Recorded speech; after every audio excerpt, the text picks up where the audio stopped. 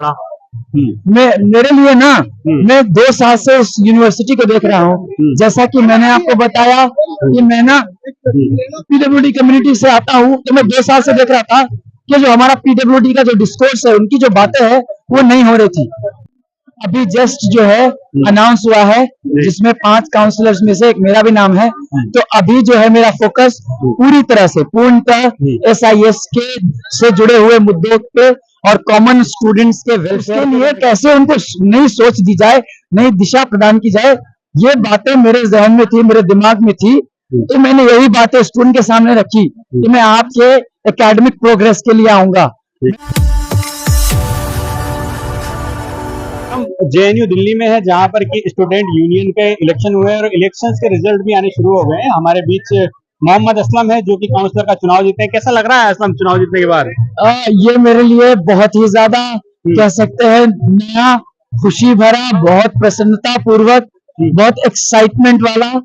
और मेरे पास वो लफ्ज, वो शब्द नहीं है जिससे मैं अपनी फीलिंग्स को बयान कर सकता हूँ, क्योंकि बहुत सारी चीजें एक साथ हुई हैं।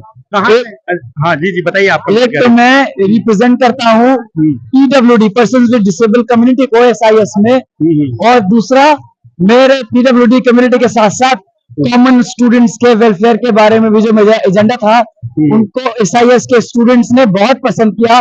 और उसी पसंद के नतीजे में मुझे काउंसलर के लिए 5 काउंसलर होते हैं, जिसमें से एक मेरा भी नाम शामिल कर दिया अपने वोट देने के अधिकार का प्रयोग करते हुए। अच्छा, ये बताइए आप बैकग्राउंड के बारे में बताएं, आप कहाँ से आते हैं, जेएनयू में किस चीज की आप पढ़ाई कर रहे हैं? जी, मैं बेसिकली बिहार में एक जिला है जिसका नाम है समस्तीपुर, और उसमें एक शहर है जिसका नाम है ताजपुर। मैं वहां से आता हूँ, और मेरी प्रारंभिक शिक्षा जो है वो 2007 में रांची से हुई थी, जहां मुझे एक बहुत ही स्वर्णिम अवसर मिला था डॉक्टर एपीजे अब्दुल कलाम से मिलने का।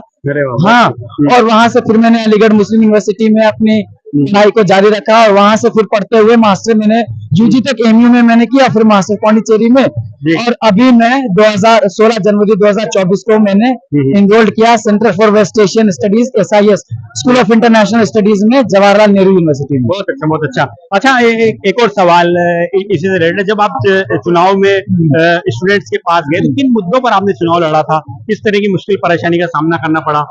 मेरे लिए ना मैं 2 साल से इस यूनिवर्सिटी को देख रहा हूँ। जैसा कि मैंने आपको बताया कि मैं ना पीडब्ल्यूडी कम्युनिटी से आता हूँ, तो मैं 2 साल से देख रहा था कि जो हमारा पीडब्ल्यूडी का जो डिस्कोर्स है, उनकी जो बातें हैं वो नहीं हो रही थी।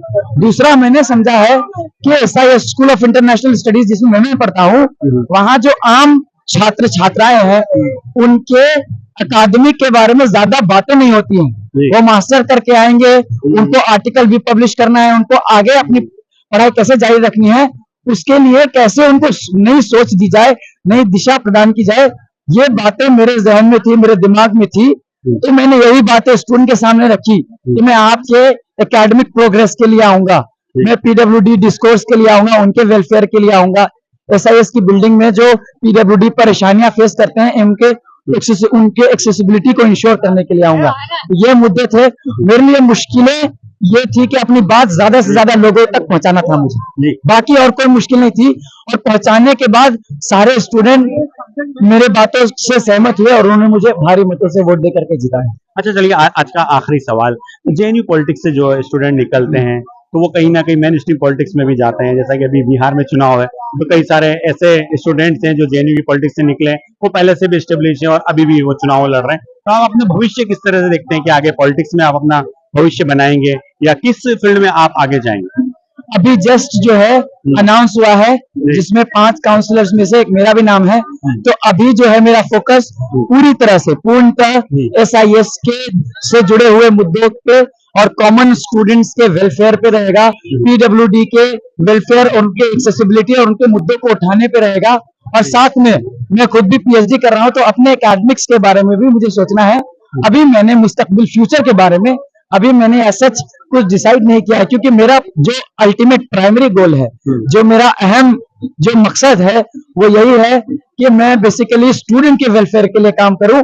आगे के बारे में अभी नहीं सोचा है मैंने। चलिए, हमारी बहुत बहुत शुभकामनाएं आपको, बहुत शुक्रिया। शुक्रिया शुक्रिया, धन्यवाद आपका भी, थैंक यू। तो हमारी बात हो रही जेएनयू से जो काउंसलर का चुनाव जीते मोहम्मद असलम से। चुनाव जीतने के बाद पहला इंटरव्यू इन्होंने हमें ही दिया है और इन्होंने अपने भविष्य के बारे में बात की, स्टूडेंट्स के बारे में भी, स्टूडेंट्स के मुद्दों पर बात की और इन्होंने ये चुनाव जीता है। देखते हैं आगे क्या कुछ होता है। आप सभी का बहुत बहुत शुक्रिया, धन्यवाद। Thank you so much, thank you so much. Thank you.